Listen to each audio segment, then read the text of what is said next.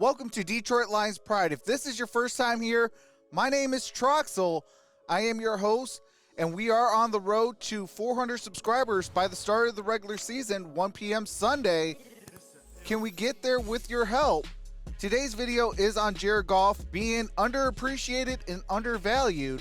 And for those that know what time it is, cue that intro. It's showtime.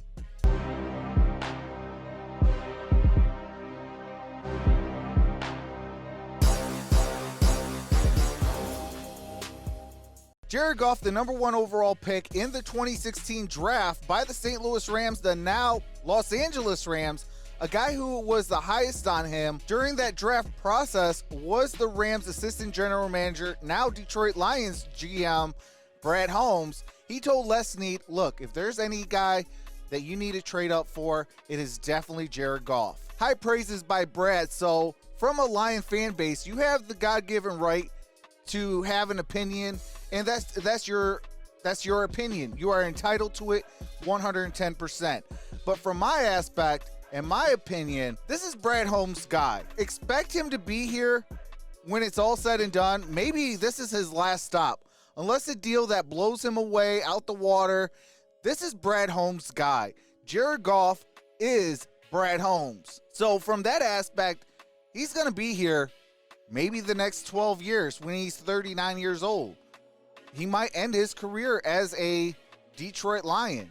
And that's something that we're going to have to accept. You know, if he's here for 1 year, 2 years, or 12 years, maybe even 13 years, we have to back our quarterback up. That is our quarterback. Now, the real reason why I made this video. You know, I like to read different articles, and this might be old news, but this is news I need to talk about and really get this off my chest. By now, you might have caught on, and yes, this is about the Ringers rankings on quarterbacks that was taken a couple days ago. These people have Jared Goff 25th on their list. Now, to me, he's not top 10, and I know some of you might say, you better not say he's top 10, or, you know, this, that, the other, and I'm not. I mean, I'll be 100% with you guys. I'm not going to sugarcoat something just because I'm a fan of this team and a diehard of this team. I'm not going to sugarcoat it. Now, I do think that Jared Goff is in the 15 to 16 range, you know, as the 15th best quarterback in the league or 16th best quarterback in this league, you know, because a lot of guys that are, you know, would be below him is unproven guys, you know, rookies, things of that nature, you know, guys that's never taken a single snap. I'm not going to put a guy that went to a Super Bowl, that's won 2 Pro Bowl votes, and mind you, Pro Bowl votes is made by the people. He was actually selected as a Pro Bowler, a legit Pro Bowler. So, I mean, from that aspect, it's like he's a proven guy. But ever since that he went to Detroit and left sunny sides of Los Angeles, it's like Jared Goff was a poster child, and Jared Goff goes to Detroit and now is a certified bum, and this, that, the other, that, you know, the mainstream media want to make you want to believe in things of that nature because of, hey, you know, things didn't go right year one. But speaking about year one, who did Jared Goff really have to throw to? He had a rookie in Amon-Ra St. Brown. He had 2 guys that couldn't even make it, one past the initial 53-man cuts in Brashard Perriman, and then you had another guy in Terrell Williams that couldn't even last a full year. Who did he really have to throw the ball to? And then to top that all off, you had DeAndre Swift, TJ Hawkinson, all missing some sort of time. And then you had his offensive line. Never took in a single snap. You had Taylor Decker missing half the year. Frank Ragnow missing the second half of the year. So, I mean, on top of that, you had Halapoulivaati Vaitai missing time as well. So they never really had continuity up front. Games are won and lost in the trenches first and foremost. So with that being said, he didn't really have that much time in the pocket to really do a lot of things. And then on top of that, he didn't have the receivers. I mean, and then your top guys were out or double team and triple team. So who did he really have to throw to? I'm asking you guys. Put it in the comment section. Who did he really have to throw to? You know, until we got Josh Reynolds, he really had now 2 players. And that's where the offense starting to pick up a little bit.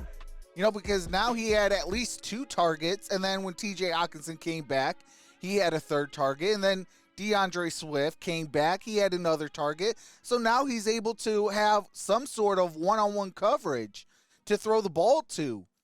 So with that being said, and then on top of that, you know, like I told you, you know, a few minutes ago with the offensive line, you know, he didn't have the time to get the ball to where he needs to go to. It was, hey, I need to get this ball out before I get killed, before I'm carted off this field.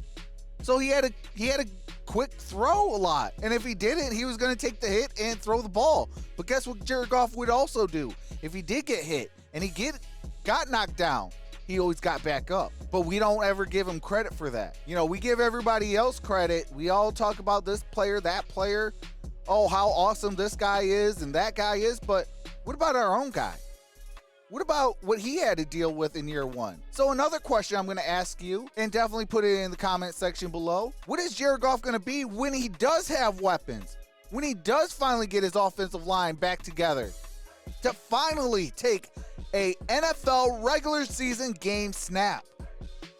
I'm talking about Halapoulivaati Vaitai, Penei Sewell, Frank Ragnow, Jonah Jackson, who made the Pro Bowl last year, and Taylor Decker. And then you add guys coming off the injured reserve or the NFI list, and also the PUP list with his fullback and Jason Kabinda, our 12th overall pick or 13th overall pick in Jameson Williams.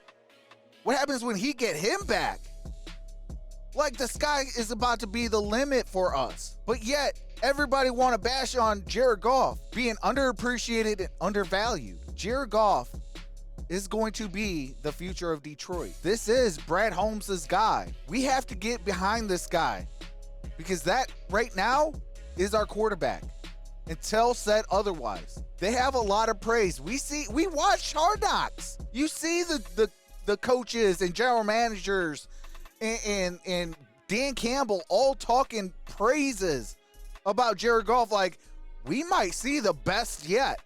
I think the best is yet to come with Jared Goff. He's finally in a better mental state. What do we always say? Football is 90% mental, 10% skill set. He's finally gotten in a better mental state. He knows this is his team.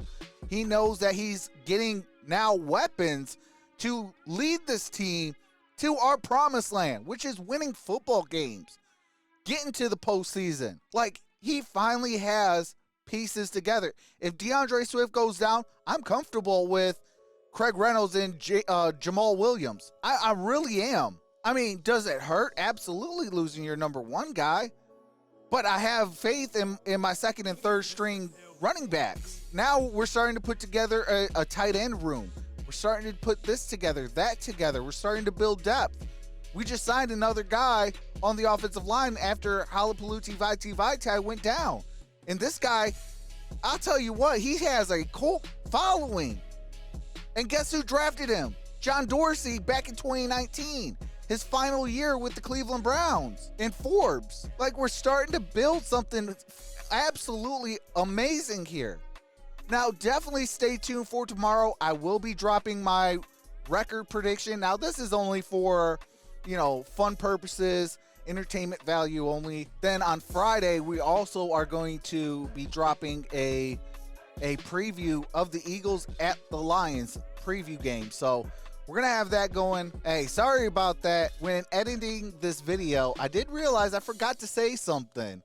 And that is, if we could start this season 2-3 or even 3-2 going into our bye week, and then we get our heavy hitters in Jameson Williams and Jason Kabinda and all these other guys on our defensive side as well, Josh Pascal's. We have a legit shot if we can stay relatively healthy. But it's going to happen if we can be at least 2-3 or 3-2. If we could be right around there, and I think it's a very good possibility, then the sky could be the limit this year. We got a real possibility we can have a really good season, maybe even a winning record. Thank you so much for watching this all the way through. If you haven't did all that fun stuff, like, subscribe, definitely do so. And hitting that bell, we are trying to hit 400 subscribers by Sunday, 1 p.m. Detroit Lions game. So let me know in the comment section below what your thoughts on Jared Goff being underappreciated and undervalued. Would definitely love to hear your thoughts on this. And with that being said, I am your host, Troxel. Have a wonderful rest of your day, everyone. Hashtag FNS, hashtag One Pride, baby. Peace.